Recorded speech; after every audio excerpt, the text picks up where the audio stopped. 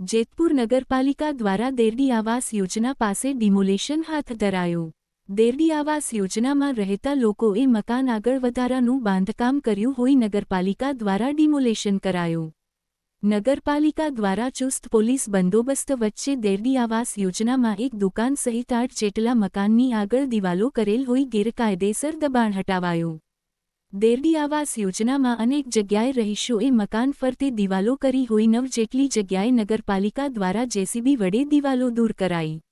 HH24 news Gujarati સાથે હેમંત શેખવા, જેતપુર। ગલીમાં જેને જેને નોટિસ આપી હતી ઈ કોઈ તો પાડ્યા નથી, તો અમારા કેમ એમને પાડી દીધા? પેલા બધાનું પાછળનું દબાણ દૂર કરાવાય કે અમારું કરાવાય?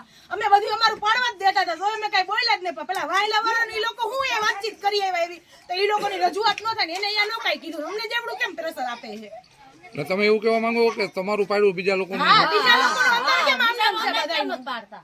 એટલે ઈ દબાણમાં જ આવે છે? હા, તો ઈ સાહેબ એમ કહે છે, સાહેબ એવી રીતે એમ વાત કરે છે કે અંદર વાળાની હાથે બનાવતે ની હાથે પાડે, તો અમારું કેમ અમને હાથે નો પાડવા દીધું? ઈ લોકોએ જેસીબી ફેરવી દીધું।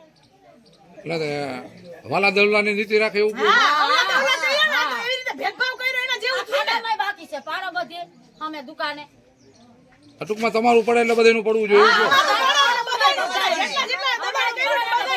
અત્યારે જેને કઈ પાડો કે ઢકલો અમારે કે કાયદેસર પગલા લેવું હવે એને કઈ। અત્યારે આવી છે હતન મામલા એમને અત્યારે ઘણા દબાણ તો દૂર કર્યા, તો હજી ઘણા બાકી છે। ઘણા કેટલા બાકી છે?